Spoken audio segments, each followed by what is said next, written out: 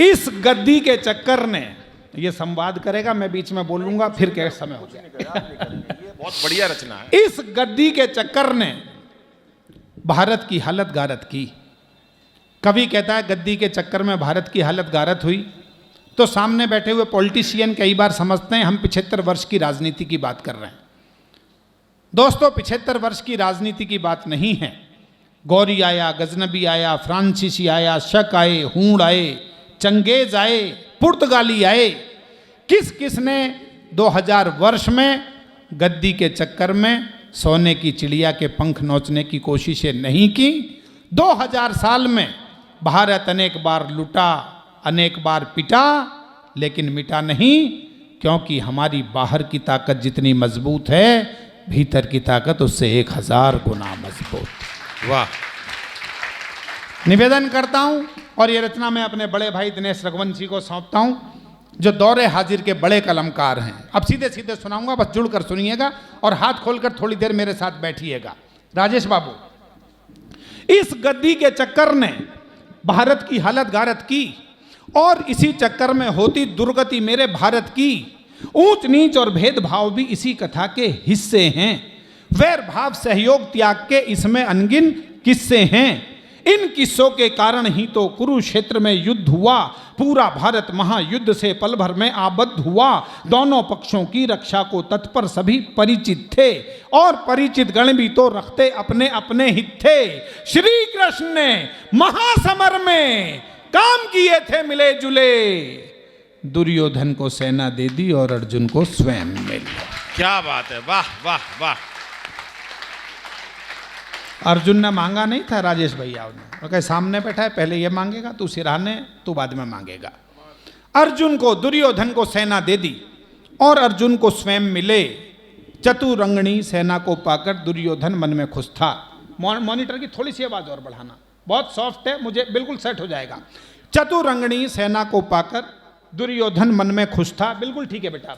चतुरंगणी सेना को पाकर दुर्योधन मन में खुश था, लेकिन अर्जुन के मन में भी कहीं नहीं किंचित दुख था। कहा कृष्ण ने महासमर में ना शस्त्रों को धारूंगा, मात्र सारथी बनकर अर्जुन को रणक्षेत्र उतारूंगा। अर्जुन को नादान समझ दुर्योधन मन में फूल गया। माधव की मायावी माया को बिल्कुल ही भूल गया। क्या बात है, वाह। तालियां घनीभूत कीजिए। वाह वाह वाह वाह। मुझे लगना चाहिए पूरा सभागार भरा हुआ है। अर्जुन को नादान समझ दुर्योधन मन में फूल गया। माधव की मायावी माया को बिल्कुल ही भूल गया। भीष्म पिता ने भी माधव की प्रतिज्ञा के वचन सुने। वचनों को सुनकर मन ही मन जाने क्या क्या भाव गुने।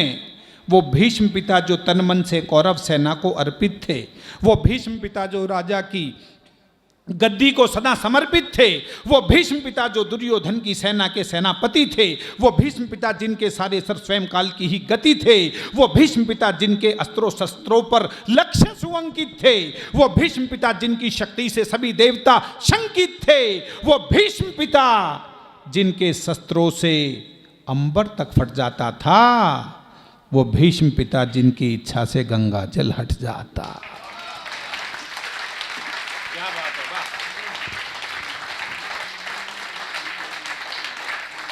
जब सुने उन्होंने वचन कृष्ण के, मन ही मन में मुस्काए। यह सोच चलो मौका आया माधव को झुठलाया जाए। जब तक कसम नहीं खाएगा आप कैसे कसम तोड़ेंगे? क्यों बाबूजी? यह सोच चलो मौका आया माधव को झुठलाया जाए। भीष्म पिता के यह विचार सुन सहमी सहमी प्रज्ञा थी। एक और कृष्ण प्रतिज्ञा, दूजी और भीष्म प्रतिज्ञा। रोहिणी वाले मेरे दोस्तों अब संभालिएगा पंक्तियों को, मैं बहुत ध्यान चाहूंगा, भाभी बहुत मन चाहूंगा पूरे सदन का। एक और कृष्ण प्रतिज्ञा, दूजी और भीष्म प्रतिज्ञा थी। दादा की प्रतिज्ञा सुन अर्जुन मन ही मन विचलित था, क्योंकि उनकी सभी शक्तियों से वह पूरा परिचित था। वह जान चुका था भीष्म पिता ने जैसे जो भी ठान लिया, क्रूर काल ने भी उनकी इच्छा को वैसे मान लिया। प्रतिज्ञा पूरी करने को वह कुछ भी कर डालेंगे। कुरुक्षेत्र की इस भूमि को लाशों से भर डालेंगे। संभव है कि मुझ बालक को भी उनसे लड़ना होगा, संभव है कि मृत्यु के चरणों में भी चढ़ना होगा। विचलित अर्जुन के मस्तक पर उभर उठी चिंता रेखा। श्री कृष्ण ने व्याकुलाकुल अर्जुन के मुख को देखा। 2 पंक्तियां आज सुशील बाबू आपके प्रेम को सौंपता हूं, और लगे कि मैंने गीता का सार एक पंक्ति में कह दिया है तो पूरे सदन की भरपूर तालियां चाहूंगा। अर्चना भाभी बहुत प्रेम चाहूंगा आपका, पूरे सदन का आशीर्वाद चाहूंगा। विचलित अर्जुन के मस्तक पर उभर उठी चिंता रेखा। श्री कृष्ण ने व्याकुलाकुल अर्जुन के मुख को देखा। बोल उठे हे पार्थ, युद्ध से आज अगर डर जाओगे तो संभव है कि तुम जीने से पहले मर जाओ।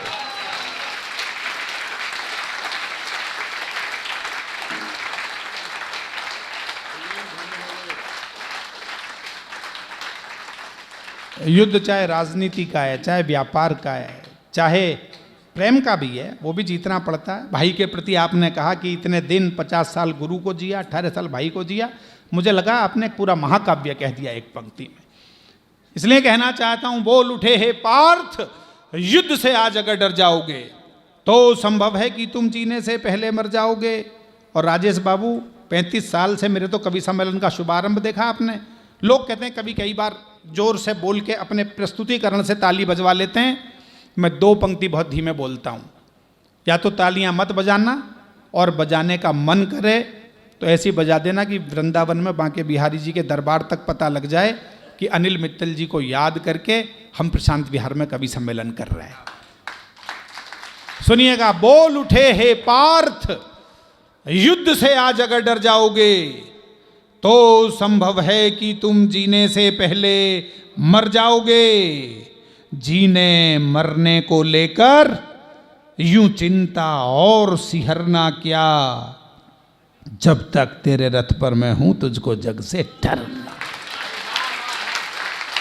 एक बार हाथ उठा के बजा दीजिए, मुझे लगेगा कि मैंने अनिल बाबू के कहने पर एक सही कविता आपके बीच सुनी।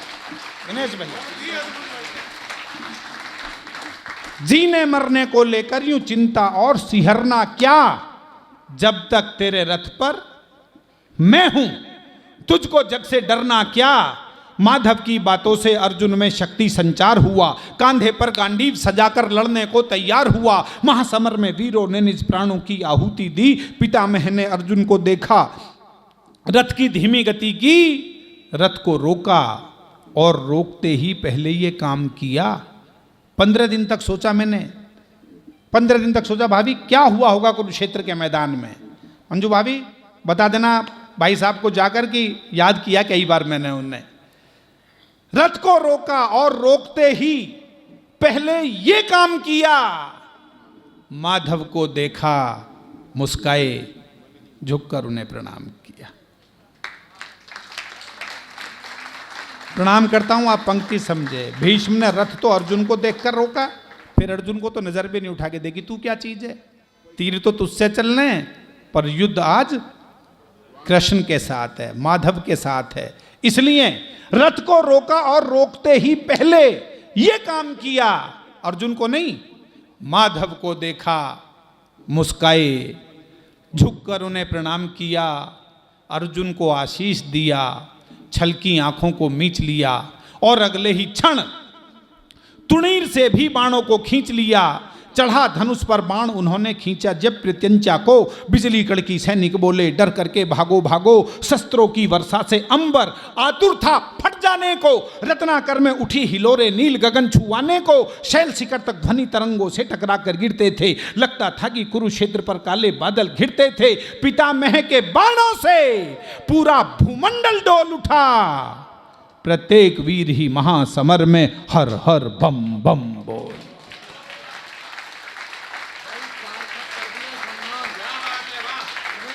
अरे सम्मान सार्थक कर दिया भगवान ने। दोनों हाथ उठाकर एक बार अभी बोल। अरे जिंदाबाद है कविता, जिंदाबाद है भाई। वाह वाह वाह। हर हर बम बम बोल दिए। अरे एक बार सारा सदन तालियां बजा।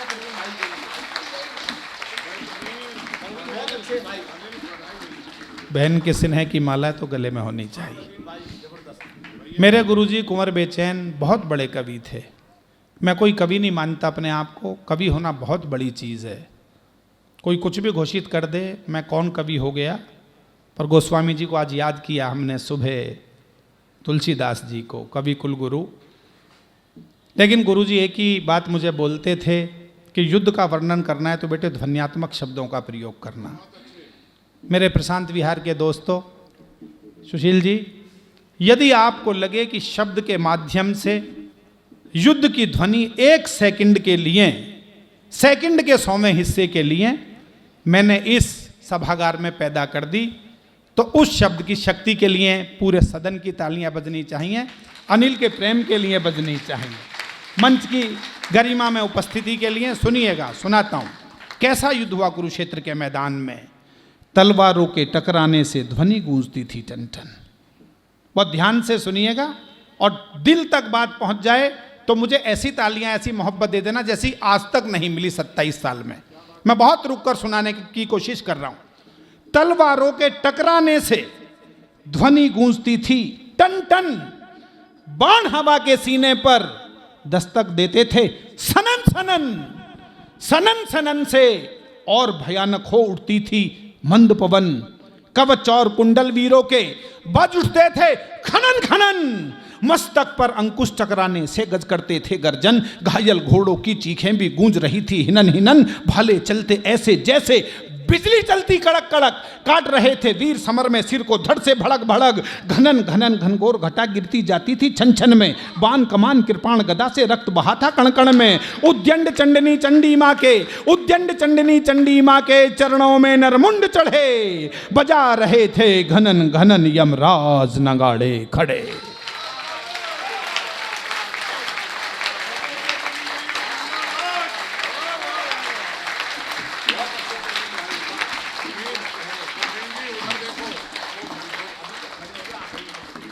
बजा रहे थे घनन घनन यमराज नगाड़े खड़े खड़े। प्लीज जाइएगा मत एक भी श्रोता।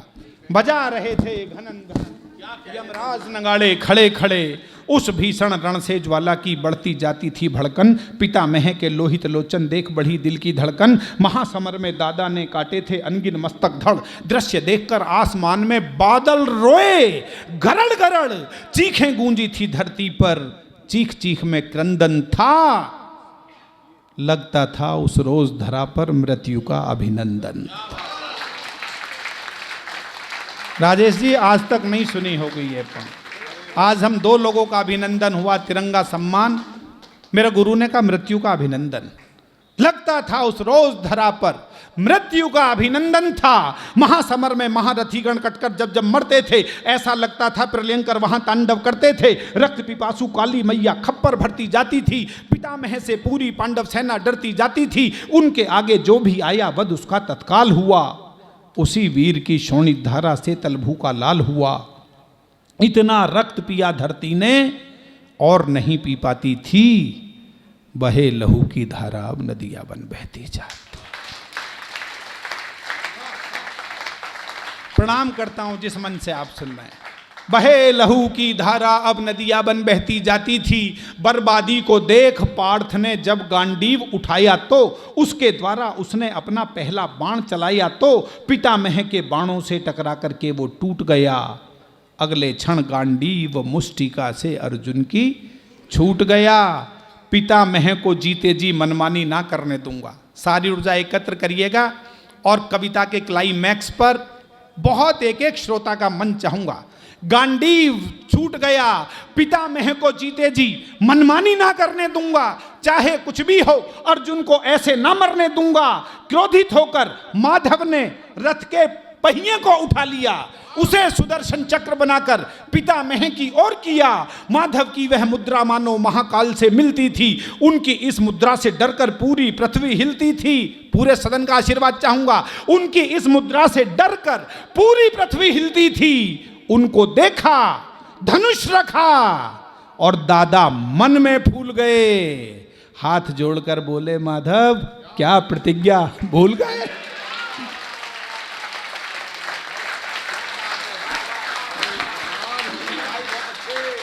अरे प्रवीण आज क्या जादू कर दिया भैया। उनको देखा, धनुष रखा और दादा मन में फूल गए। नियम था ना, एक अस्त्र रख देगा तो दूसरा वार नहीं करेगा। हाथ जोड़कर बोले, माधव क्या प्रतिज्ञा भूल गए? पूरी सेना बोल उठी कि बोलो होकर के निर्भय, एक बार सम्मिल कर बोलो, बोलो पितामह की जय। पितामह की शक्ति की हालांकि बड़ी महत्ता थी, पर माधव की शक्ति में तीनों लोगों की सत्ता थी। वह कान्हा जिनके पैदा होने पर माया छा जाती हो, सभी सैनिकों को पहरे पर ही निद्रा आ जाती हो, ताले बेड़ी और द्वार भी खुद ही खुद खुल जाते हों, सभी देवतागण जिनके चरणों पर पुष्प चढ़ाते हों, जिनके चरणों के बंधन को यमुना जल बढ़ आता हो, शेषनाग जिनकी रक्षा हित अपना फन फैलाता हो, दुष्ट कंस की काया का जो पल में ही मर्दन कर दें, नाग कालिया के फन पर भी ठुमक ठुमक नर्तन कर दें, जिनका चक्र सुदर्शन रवि की गाथा को खुद कहता हो, तीन लोक का बुद्धि और बल जिनके अंदर रहता हो, सरस सलिल सुंदर सरिताओं संग समन्वित सागर हों। अनुप्रास अलंकार तो सभी ने पढ़ा है। अगली पंक्ति में और संभालिएगा, और छंद के बड़े उस्ताद बैठे हैं, भंग नहीं होने दिया छंद। सरस सलिल सुंदर सरिताओं संग समन्वित सागर हों, अगम अगोचर आदि अखंडित और अनस्वर आखर हो। अरुणा जी, जिस परम पिता परमेश्वर की शक्ति का कोई अंत नहीं, जिनके आगे प्रश्न कभी भी कोई रहा ज्वलंत नहीं, उस परम पिता को पितामह ने आखिर कैसे डरा दिया। एक एक व्यक्ति का आशीर्वाद समापन कर रहा हूं। उस परम पिता को पितामह ने आखिर कैसे डरा दिया, यह बात संभव है, पर भक्ति ने भगवान को हरा।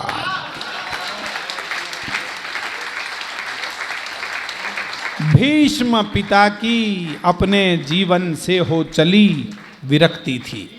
एहसास था कि गलत पक्ष में खड़ा हो गया। भीष्म पिता की अपने जीवन से हो चली विरक्ति थी, पर परम पिता के लिए पितामह में अटूट आसक्ति थी। कृष्ण चक्र ले इसीलिए करने उन पर प्रहार गए। अगली पंक्ति समझ जाएं तो तालियों से विदा कर दें। अंतिम पंक्ति सुना रहा हूं। कृष्ण चक्र ले इसीलिए करने उन पर प्रहार गए, कर लें भीष्म प्रतिज्ञा पूरी, जानबूझकर हार गए। अरे